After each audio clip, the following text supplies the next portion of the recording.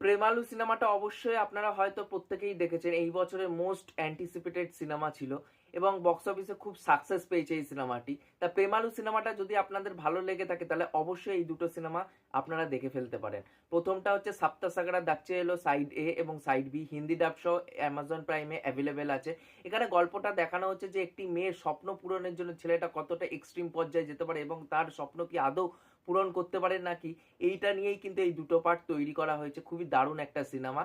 Second যেই সিনেমাটা নিয়ে কথা বলবো সেটা হচ্ছে 96 বলে, বিজয় সেতুপতি এবং আমরা তৃষা কৃষ্ণানকে এই সিনেমার মধ্যে দেখতে পাবো। এখানে ওল্ড স্কুল একটা লাভ স্টোরি দেখানো হয়েছে যে স্কুল লাইফের একটা প্রেম সেটা বড়বেলায় সার্থক পায় কি পায় না সেটা নিয়েই কিন্তু পুরো সিনেমাটা নির্মাণ করা হয়েছে। খুবই দারুণ একটা সিনেমা। এই দুটো সিনেমা যদি না দেখে থাকেন তাহলে অবশ্যই কিন্তু দেখে ফেলুন। 96 কিন্তু হিন্দি ডাব সহ ইউটিউবে অ্যাভেলেবেল আছে। আর এরকমই মুভি রিভিউ রেকমেন্ড পেতে হলে অবশ্যই টুইন রিভিউলজি চ্যানেলকে সাবস্ক্রাইব এবং ফলো করে